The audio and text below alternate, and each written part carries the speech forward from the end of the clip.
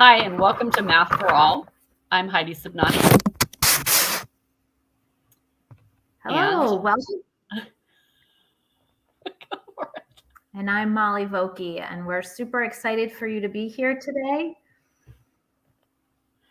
we are very excited to be speaking What's with, going on? I don't know, Are we frozen? you are a bit frozen. This is what happens when we go live, everybody. It is actually live, Okay, I'm back. I don't know what's happening. and you can tell. Yikes, So, we're having some internet problems, so I hope I know. Yeah, right. Mm-hmm. You okay. can see. So I Yeah, think we also have some yeah. sound delay.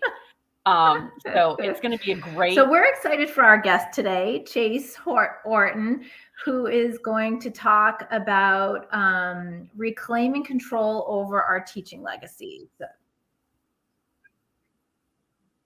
Oh, shoot. So Molly is going to read the bio.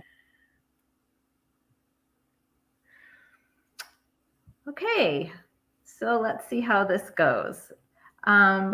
Please follow us on our YouTube channel called Math for All.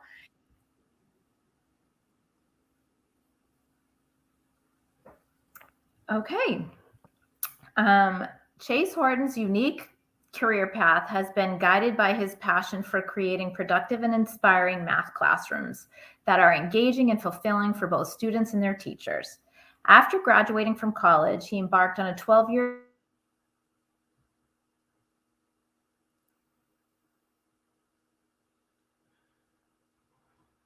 Okay, so we seemed to have lost Molly. So I'm going to just get right to it. And we're going to bring Chase in and we're going to have a great conversation. I'm really excited. I don't know if you have seen yet or have a copy of The Imperfect and Unfinished Math Teacher, but if you don't have this in your bookshelf, you definitely should. And so we're going to go ahead and bring Chase in and go from there. Welcome. As we said, it's live. Hello. So excited to be here. So thank you for having me. That was the best introduction ever, frankly. I mean, there's nothing really all that interesting in my introduction and my bio. So I'm glad we got through it. And hopefully we can get Molly back here. And yeah, excited for it. Excellent. So we are really interested in hearing what your math story is. We'd love to start with this question. It helps us let everyone know a little bit more about you and your background. And so, Chase, what is your math story? Sure. I love that question. It's such a good question. We all have a math story if we went to math class. And I even dedicate a chapter in my book about it. And I remember a few romantic moments, as Sunil Singh might say, about math, like falling in love with math. I remember as a young child really feeling satisfied about two odds when you add them together. I remember writing out numbers in columns, right? And realizing odd numbers have the extra one. And when we add them together, like, of course it makes an even. And I remember feeling really, yeah, like that was satisfying to me. And I played a lot of backgammon with my mom or modified versions and remembering that learning that 3 + 6 is 6 + 3. I could count it either way. It didn't make a difference and feeling satisfied by that. But for the most part, like what math class taught me up through sophomore year in high school was, I sit we sit in rows, and 5 × 6 seems to be the best sort of like layout for math class. And I sit in my own assigned seat, and I learn math from the teacher, and I learn it from the textbook, and we all kind of move through the textbook, and then we take a chapter test, and I generally did pretty well on that. I was pretty happy to sit there, and when I was bored, I would doodle and, feel like math was about getting right answers and all of that. And while I didn't really particularly love mathematics, I did pretty well in math class. And then I had Jim Bosman for both pre-calculus and AP calculus my junior and senior year. And he really changed my relationship with mathematics. And it was the first time being taught the conceptual side of mathematics and really gaining an appreciation of the why. And then when I got to calculus, it was, I like fell in love with math again. First time since I was a kid, and really appreciating like the elegance I of don't know that mathematics too many people say that. and calculus. Calculus is just such a wonderful thing, and we wait too long. Like I've seen elementary school students be able to comprehend integration and this idea of measuring the area of blobs using rectangles and stuff like that. And middle school students can determine, like, they can look at a curve and tell you which point is steeper. And there's a lot of interesting ideas about calculus that are really accessible. And I remember being, even at 18, being like really bummed out that why did we wait so long to get to the really good stuff. And so, yeah, I fell in love with math, took math in college, and that was that love for math didn't last very long. I had a really crappy professor, and no disrespect to the amazing professors at my alma mater who are really hardworking people. This guy was just not a very good teacher.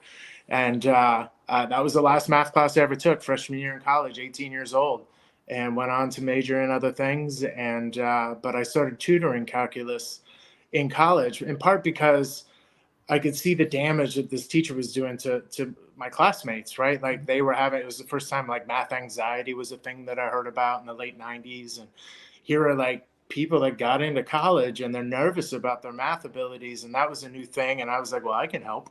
And so I started tutoring. And ironically, like my math story ended by one teacher was also, my teaching story was like started by the same teacher, right? Like just trying to like help my friends get through his classes. And so after college, my math story morphed into my teaching story. And it turns out it's a lot easier to get a job teaching math than high school English.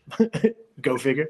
And so I ended up teaching private school to start out, and eventually moved to LA and got my public credential. And now we're way into my teaching story. But thank God for Mr. Bosman, right? Taught me that math ideas could be talked about in a classroom, that my thoughts and thoughts of my classmates mattered, that we would learn through each other and sharing each other's ideas. That was the first time that ever really happened in a math class, and super grateful for him. He really changed my life. And when I became a teacher, I didn't know what I was doing, but I was at least embodying some of his teaching behaviors, mainly getting students to sit in groups and talk about the thinking with one another and how important that was, and also explaining the why, not just the procedures. Not to say that as a first year teacher, I was terribly successful. There was a lot I had to learn, but yeah, at least I got off on a good foot because of him. Yeah, I think it's so interesting that many of us can name, and you didn't name the bad, but I'm sure you could, Sure. both the good and the bad teachers in our past experience, and how crucial they have been to both our development as people, our development as teachers. And I would say, in my own story, there being one teacher in particular where like that changed kind of the trajectory of for in the opposite way, away from math, at a young age, and then those who turned it around later on. But it's always interesting to me, when I do research in math anxiety, that people can always name. I haven't interviewed a single person yet who can't name the instance, the teacher, the experience that they had that started their own math anxiety.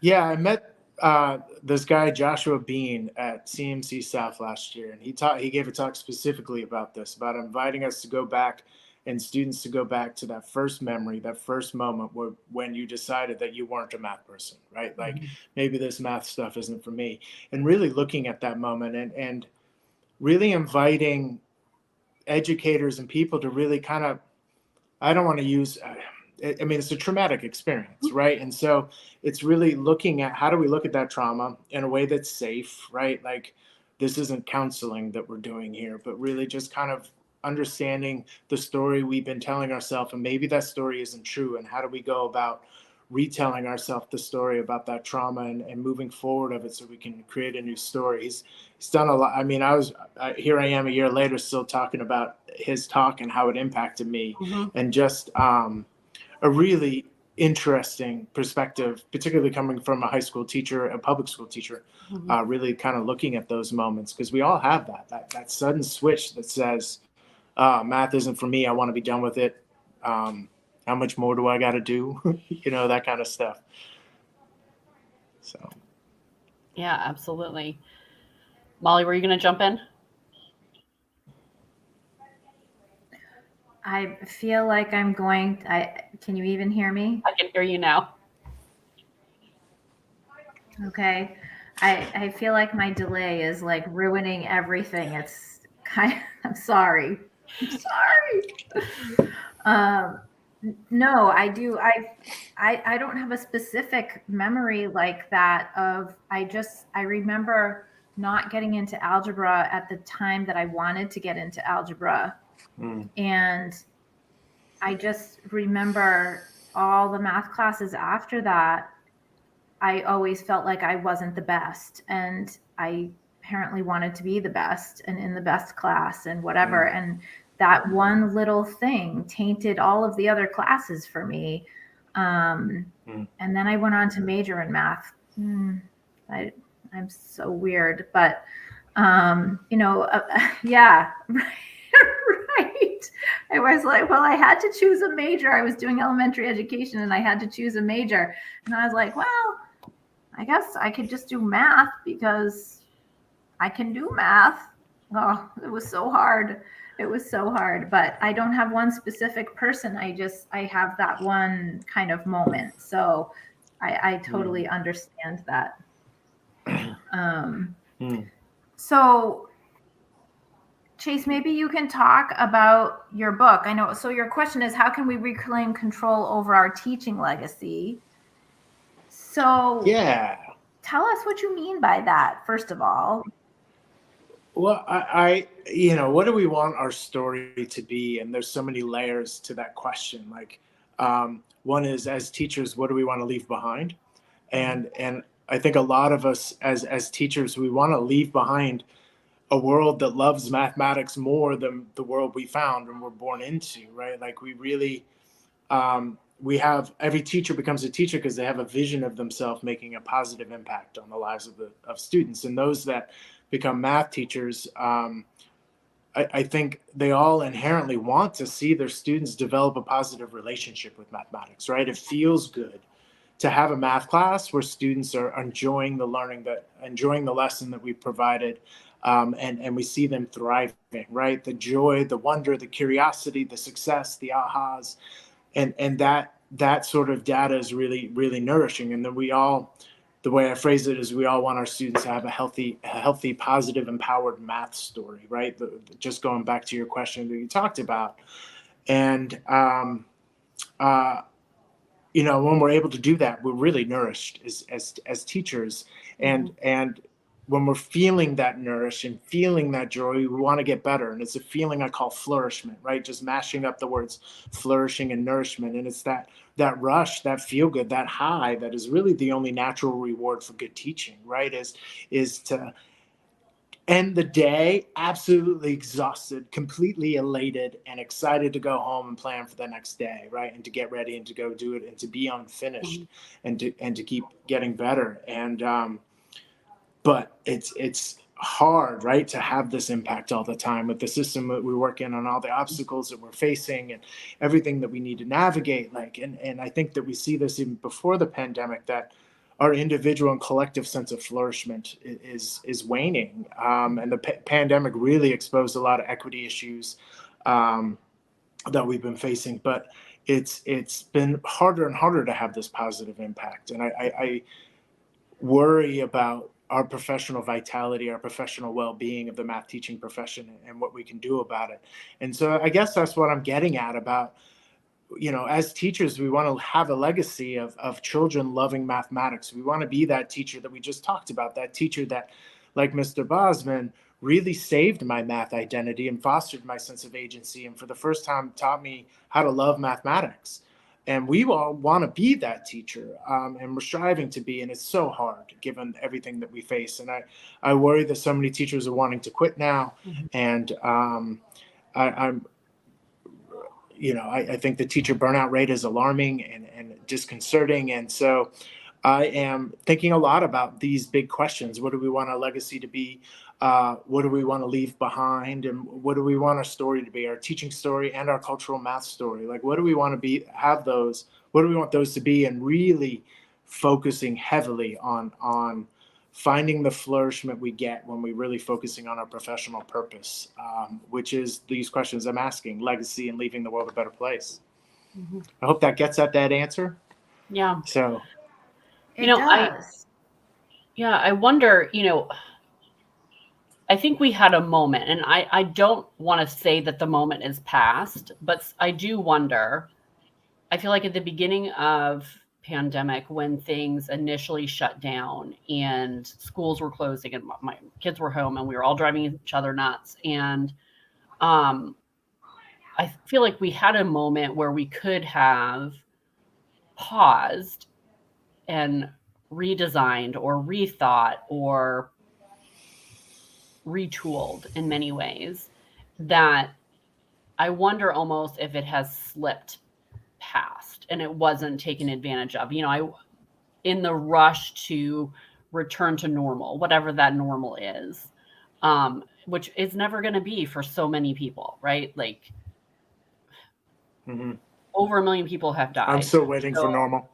Yeah, I mean, we're all still waiting for that. We're not in that space. We've lost family members, we've lost friends, we've lost jobs, or all of these things have changed, and yet we're still trying to fit our experience back to something that probably should be left in the past in so many ways, in the push to go back to whatever.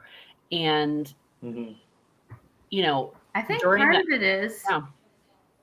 Sorry, the delay is not helping this conversation. I think part of it is that people are afraid of abandoning the structure that has always been, not because they can't imagine a different structure, or maybe it is because they can't imagine a different structure. They don't know how to exist in a structure that is not what they've already known forever. And sometimes what's missing is an invitation. Like a lot of us, I think, are waiting for an invitation for what does change look like and what can that possibly be and how do we get there. And I agree with you that at the beginning of the pandemic, I think that there was this sort of like, well, a huge, massive paradigm shift for us individually and collectively of like, what are we doing and why are we doing this? And for a moment, it appeared that the gate was really wide open and change could happen.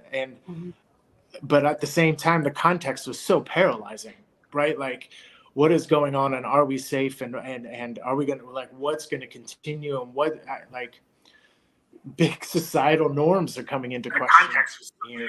And I really believe that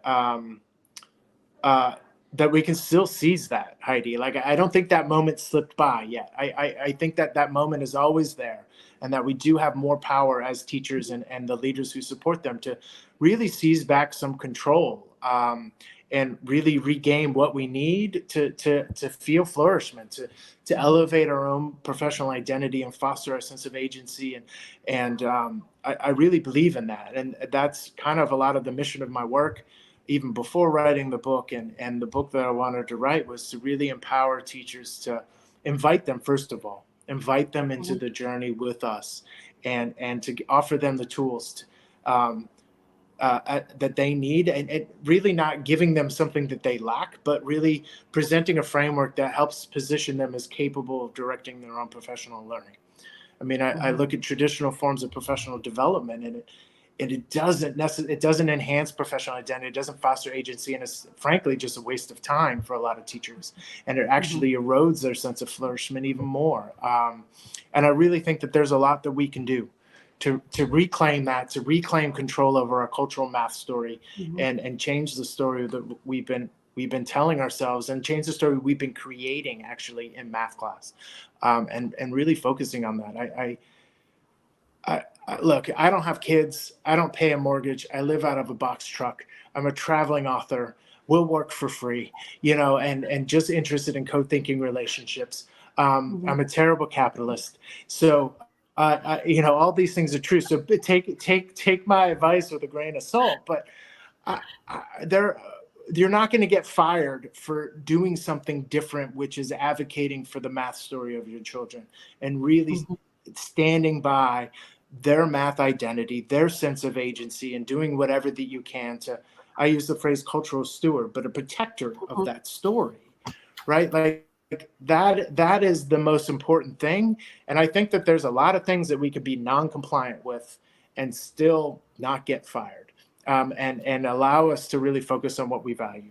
Again, Mhm. caveat: no kids, no mortgage, none of these things. And so I understand the need to have stable employment and to be a good employee. But sometimes our students need us to not be good employees. Mhm. And so I'm really insistent about we need to be disruptors, and we need to disrupt the status quo of a culture of professionalism in our teaching world that hasn't served us well or served our students well. I love So that, advocating for the math story of your students. And that's, you know, I think sometimes the thing that gets lost is that we stand in that position. So it's not just enough for us mhm, to provide that opportunity in the classrooms that we are in or that we support, but it's we have to have that role outside of as well. And I think it's a mhm, two-pronged mhm, approach. And then additionally, I feel like we are all continuing to write our math stories, like, and what that looks like. So how are you advocating for yourself as a professional and mhm, the things that you need in order to continue and grow in that space as well? mhm, mhm. Um, how do you, when you're seeking opportunities to provide flourishment for teachers, what is it that Sure. you are are wanting them to, where should they start? Let's go there first. You've given them the invitation, they've accepted. What should they Yeah. be doing Yeah. next? Yeah. Well, I mean, motivation is important, right? This Mhm. job is so exhausting. So there needs to be proper motivation to go through that growth. I gave a talk recently at Northwest Math Conference, and this participant said something really profound. Like, in order to grow, you have to let something die, right? Mm. And so this like to become somebody new, to to become somebody new, to become better at something else, you have to let go of something, a piece of your identity or an action that you may be really attached to. And you got to let it go so you can spend time growing in the ways that you want to grow. And this letting go, this sort of symbolic death to some degree, is really painful. It's hard. And so it's got to be worth it. And so I invite teachers to really focus on that human data that they value the most as teachers. And for me, it was curiosity, right? Like, I wanted to take algebra 2, and I would take about 40% of it and throw it out the window because it's just so boring and so crappy, and creates so many equity issues. And all right, and what's left of the 60%? And I want my students to be curious about that. I want them to come into class feeling excited, not knowing what's going to happen, and keeping them on their toes, but providing a safe, inclusive space where all students can participate. And I wanted that energy. And I think all of us want to have some similar version of that, vision of equity, right? This vision Mhm. of really seeing our students thrive. And so I invite teachers to really focus on, what is that human data that you want to see? And then focus on generating that data as much as possible. Focus on, um, at the end of the day, and you get back into your car and you're like, that was a good day of teaching. Well, why? Right. And really thinking about that. And so, how can we make decisions to modify our curriculum? How can we make decisions to modify our classroom space and our classroom norms? How can we make decisions about grading and how we give feedback? And Mhm. really looking at the lens of the math story we want our students to create, right? That human behavior that tells us that they're loving mathematics. Um, and really look at that through the lens of some of these actions that the system encourages us to do, and giving ourselves permission to do those actions differently. Peter Lilydale's book, Building Thinking Classrooms, does this really great, and he's super explicit about it. There are a ton of institutional norms that prevent student or diminish student thinking in the classroom. And his solution is, well, let's look at those norms and do the exact opposite. What will happen if we do the exact opposite of these institutional norms? And lo and behold, almost all of them lead to more thinking. And so I've gone down the building thinking classrooms tangent here.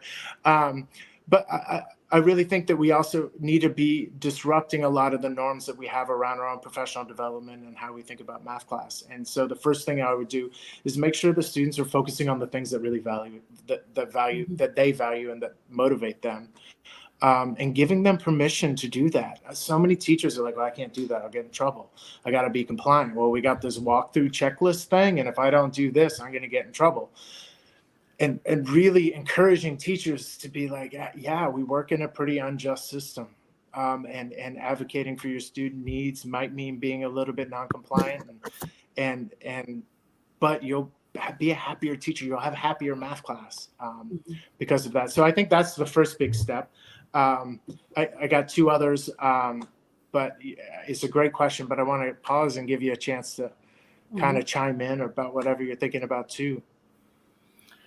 Yeah, so Molly's messaging me because that's how we're going to communicate. She's wondering, like, how do we build that culture needed for flourishment to be an option? So like if you're in the teacher leader role, if you're a principal or you're professional development or you're a curriculum coach, how are we building that culture where that's even an option? Sure. I would say there are a lot of things that leaders do that may be very well intentioned, but are actually really destructive to our sense of flourishment. Shane Saphir calls out in street data, right? Like principals and leaders, they throw out this satellite data. Like, here's how our students did on standardized tests. Here are we doing with the metrics compared with other states and other districts and like populations. And let's look at this, that, and the other thing. And oftentimes filled with paperwork that has a little bit of green, a lot of yellow, and a whole lot of red. You know what I'm talking about? Like exactly what you're talking about. And that data, that is an absolute, not just a waste of our teacher professional time, but it's actually incredibly destructive. And so stop doing that.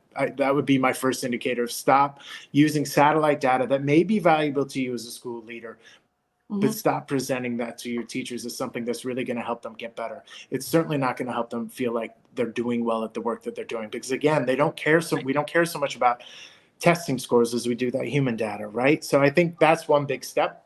And I think there are two other steps to this. So one leaders can do is the first thing. They can still realize that the testing culture, top-down bureaucratic standardization approach of math education, which is kind of necessary as a part of government, right? Like that there are a lot of things that leaders can do to shield teachers away from that and really help them be grounded in the human experience that is happening in math class, and really giving teachers permission to find ways to measure the things that they value, interviewing students about their experience in your class, engaging in student reporting grades, and normalizing the feedback, not just from teacher down to students, but students to students and students back to the teacher.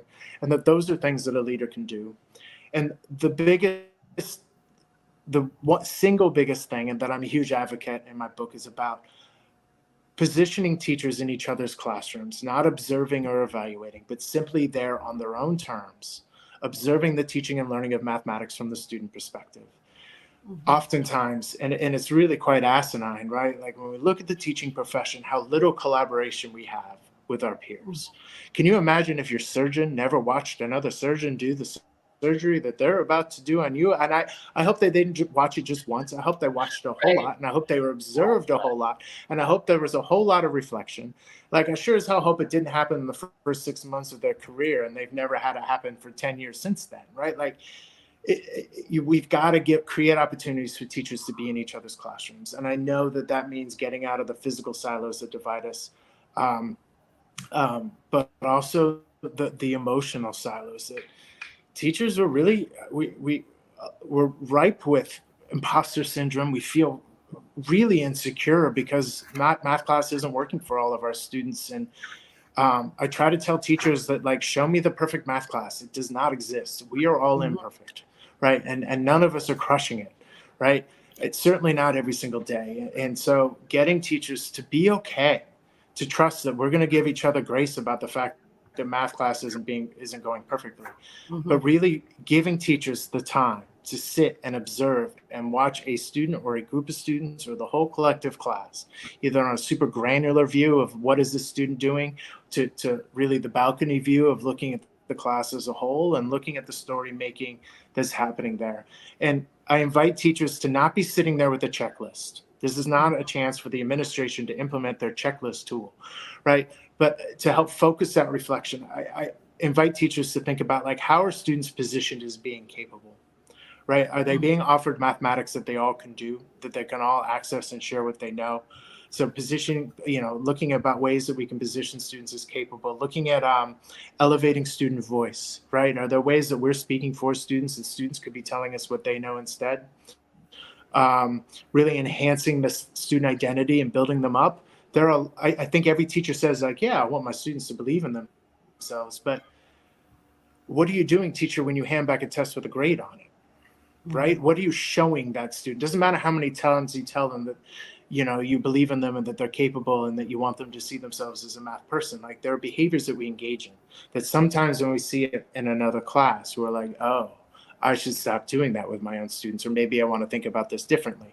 Or we Mhm. see a teacher engage in a motion that you're like, wow, if I did that, so many more of my students might be coming on board, right? And we all want to be in each other's classrooms, really gaining this common definition of what equity looks like. How do we create these classrooms of belonging where all the students feel like they can contribute and feel valued for their lived experiences? And so I invite us to think about the language that I just kind of put out there, this equity Mhm. language, because K-12, that's something we all have in common, Mhm. right? And it gets us out of our silos. It gets us out of the silos of our grade level and our content and this, that, and the other thing.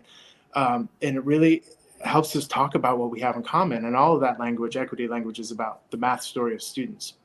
And so, if a leader, you're looking to do something, it's inviting teachers to focus on what they value and then put them in a position where they can be in each other's classrooms, viewing math class from the student perspective. And that might require some relationship building, which is also what my book is about. Mhm. But really giving teachers a chance to talk about the professional identity and who they are and why they do what they've done and their journey to getting to where they've been. I think is really, really important, that teaching is a craft that we learn best through each other, and creating that sort of, we turn to each other to look for the resolution to our professional dilemmas, right? We don't hide in our silos, and we don't turn over our agency looking for some magic bullet that's going to come in and save us. That doesn't exist. And so that we really learn to turn to each other to become better teachers and to use each other as a resource. And how do we create that culture? And I think those are all things that leaders can do. And I know that leaders have a lot on their plate. And wouldn't it be great if there was a book that could be used as a book study to help leaders coordinate this work and position teachers as capable? And hence why the book I've written exists. It's really Mhm. meant to be read together year in and year out, and to be spiraled through, and um, to help coordinate and focus, a teacher-centered, teacher-directed culture of professionalism.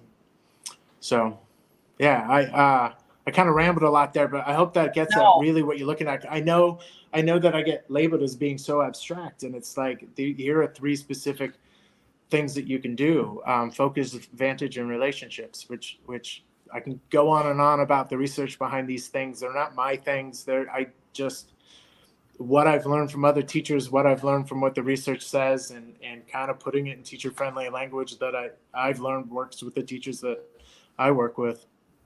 Mhm. So I think that classroom visiting is such a critical piece that is just not happening enough. And I know in many instances it's yeah.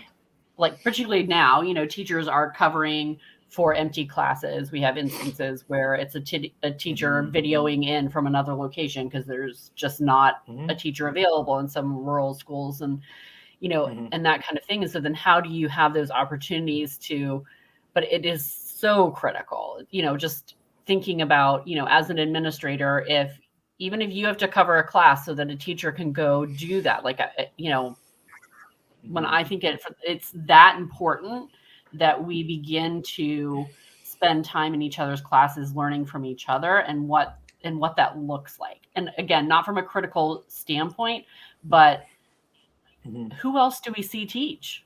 Right? Like, who else do we really see in the moment if we are not watching each other? Indeed. So, and it's a simple fix. I think it's a feasible fix. Absolutely. So as we're thinking about positioning our students in, so when I think about this, sometimes I go back to, growth mindset ideas and all of that. And I call it like the growth mindset fake out, where we spend time like talking about, what a growth mindset is and how we don't know yet. And then we do all that at the beginning of the year, and then we go right into school as normal, right? Whatever that is. So like open your book too, and then we're going to do these questions. So sure. What are the long-term things that we can do, as teachers that continues that work? Like, I think we all have ideas around that, but I know that you're talking about that quite a bit in your book as well. Just the idea of positioning our students as capable and what that looks like in the classroom. Sure.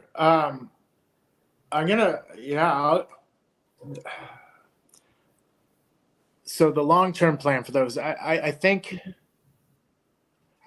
if you're looking for specific actions, BTC, the Building Thinking Classroom book, offers so many, right? Like, the beauty of that book is that these are things that you can implement, and it immediately disrupts the storytelling that has been traditional and unproductive in math class.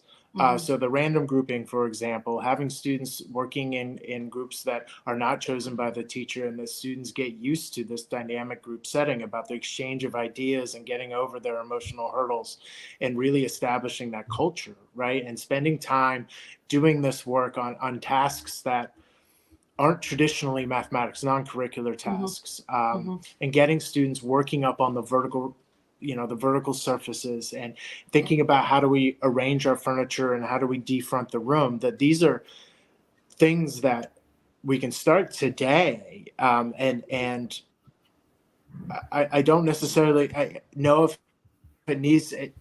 I think some of the danger, if we look at these long-term things, is that we may never even start, right? And so the long-term is really about a cultural change. There is no quick fix, right? That this is constantly something that we're going to have to continue to work on, particularly in a system that wants us to look at test scores, that wants to keep us divided in silos.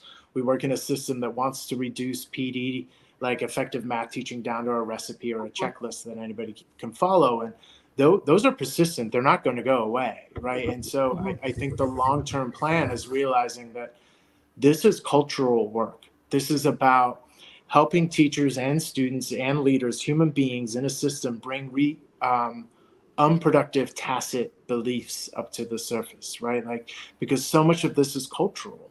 Like, I used to think that I was doing a good job as a teacher if my students were sitting there quietly taking notes, and that they could reproduce the steps, right? Engage in mimicry.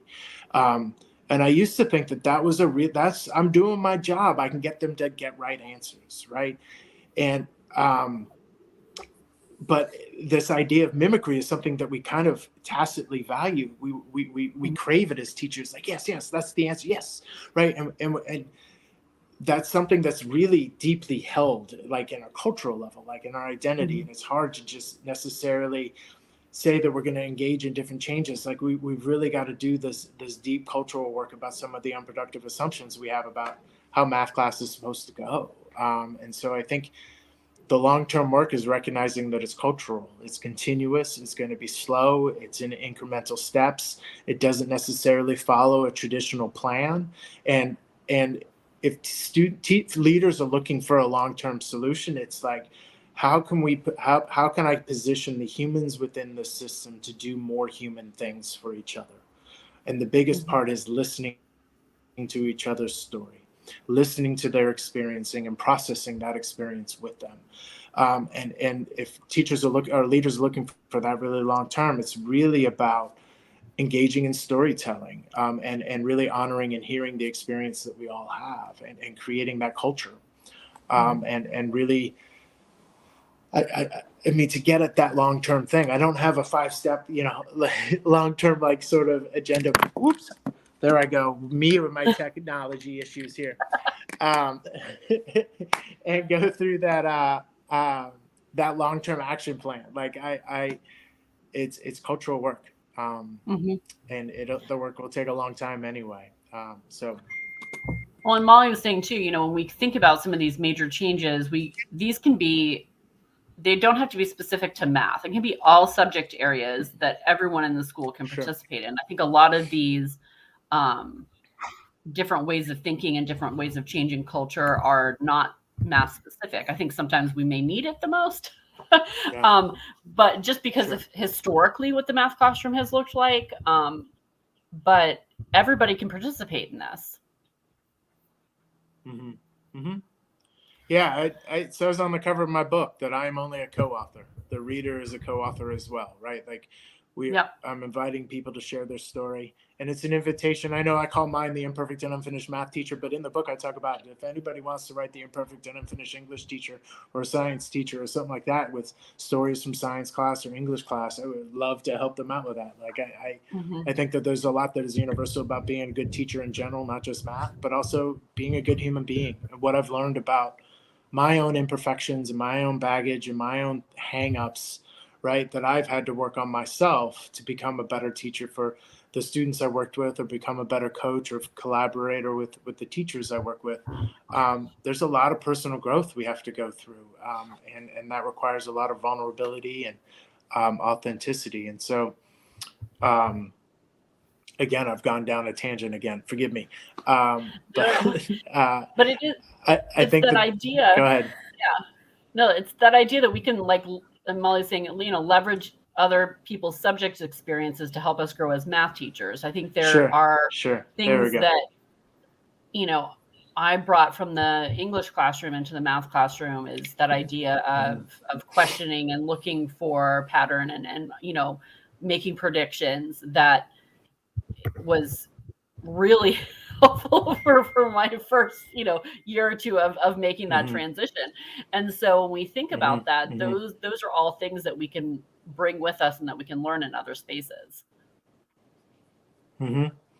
Yeah, I was really blessed by being in outdoor education a little bit and working on ropes courses as a facilitator in college. And then at the boarding school I worked at, I was also after school doing rock climbing and leadership skills after the school day with students. And I learned a lot by watching really good, experienced outdoor educators or experiential educators, right? And how do they build inclusion? How do they incorporate play?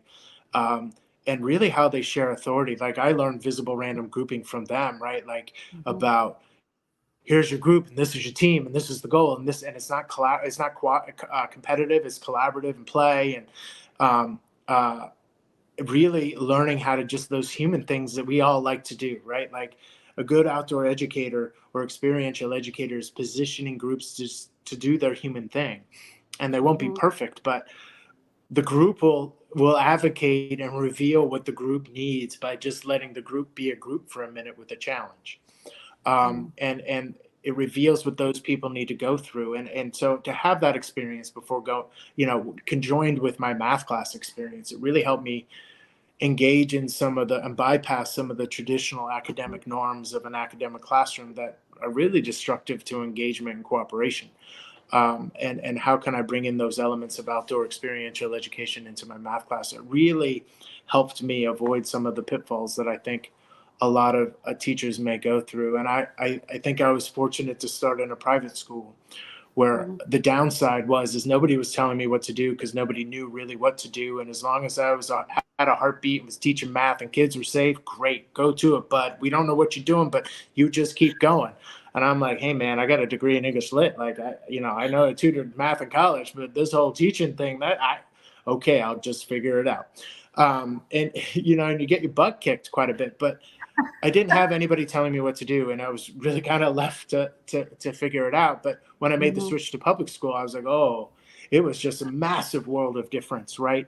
Um, Expected to know what I needed to do, and then also be held accountable by a checklist that just didn't mean anything to me. Like, it didn't mean anything personally to me. I didn't have any value. I mean, I understood it, but I was like, this is not anything I want to strive for and achieve. And I've been fortunate in my teaching career to have the weird random journey I've had, and feeling very blessed about the teaching story. And then, the past 10 years of doing lesson study, which is where a lot of my book comes from. How do we do lesson study in a way that teachers can do it for themselves?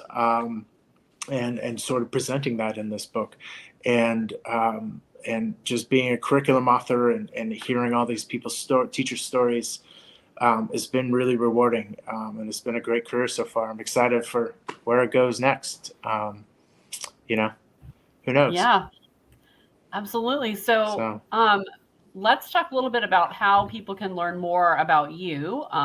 We have already referenced your book, sure, and we recommend everyone getting that. But you also have a website where people can I find out do. about you there, and Yeah. and have an opportunity to work with you there too. Yeah. So if you go to chaseorton.com, it'll forward you to the website undercovercalculus.com, which is still my website. 10 years ago, I went through a bad branding decision that I'm still living with to this day. So Undercover Calculus was this like, oh, we're going to create change from the underneath kind of thing. But anyway, the website still lives on, and I haven't gotten out of the shadow of that domain name. But if you go to chaseorton.com, it'll take you to my website, and you can sign up for my newsletter there and get a copy of the introduction to my book, and we can stay in touch.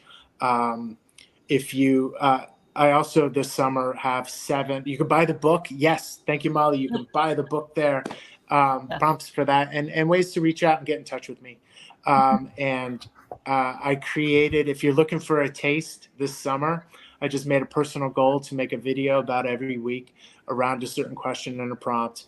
Just practicing my own sort of speaking on film and camera, and getting used to being comfortable about that and being more me rather than a robot. And so I created these 7 videos called Imperfect and Unfinished, and I'll create more when I can sit down to it. But I just kind of spent the summer really pulling out some of the stories and some of the questions from my book, and really helping us have an opportunity to reflect and renew our teaching energy over the summer. And they may be useful things to watch as we come into holiday break for Thanksgiving and the New Year, and they can be useful. But that's the best way to get a hold of me. And my email is chase@undercovercalculus.com, and that'll go right to my inbox. And let's start a conversation. Like I end of my book, right? We talked a little bit about living out of this box truck, but I have an open invite.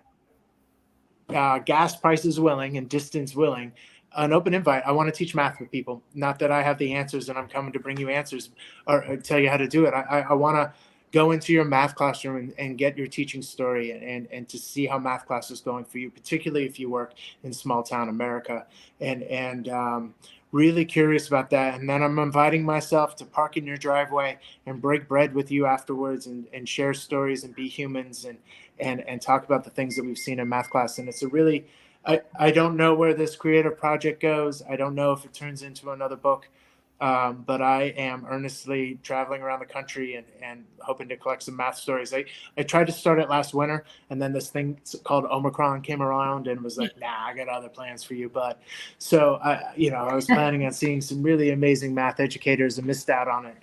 And so now I'm back on the West Coast. But I really hope to continue to learn through the teachers that I've worked with. I really mean it by the author of the book. I'm only one of the authors of the book, right? The readers of the book are also authors as well, and inviting them to share their story and add to it. And I would love to keep it going, and to collect all these stories from math class around America. So I don't know if that's a cool idea or not, but that's the kind of thing I've It been is. toying on, and like I said, I've been thinking about for a long time, 15 years or so. So yeah. No, we love it. And you are also on Twitter, and so people can find you there as well. I am. And so Yeah. that's one of the ways I originally found out about your book. So we're really happy to connect there as well. Indeed. And we also have a Facebook group, if that's your thing, called the Imperfect and Unfinished Math Teacher, that you can join up there and be a part of that community that's growing. And I haven't quite figured out how best to be a Facebook moderator. I'm learning some friends who are coaching me a little bit, but I'm doing okay. Anyway, we're a small group. Come join us. Come say hi. See what's going on. Yeah, it's a great opportunity to commit to like professional learning, right? I think that's really great. Well, we have so appreciated you being here with us today and your time. And I was fortunate to meet Chase a couple of weeks ago in LA. And so I know that if you ever have the opportunity, you definitely should invite him to come and visit your class. I think everyone would really gain a lot out of that experience. And so thank you so much for the work that you were doing. And Molly, you're going to say? I just feel like if I just shouldn't say anything because I'm not even sure if you can hear me. Yes, we can. Yep, you're good. Okay, so thank you so much, Chase, and we will be looking forward to hearing more from you in the future. Okay, well, hopefully our sound issues and our delay issues will be taken care of by November 16th. We are really excited to continue the learning with Sharada, and hope that you can join us then, and we look forward to seeing you. Until then, we hope that you will reach out on Facebook or Twitter or on YouTube, and we look forward to hearing from you in those spaces. Until then, we hope that you keep math creative, curious, and inclusive for all. Good night, everyone.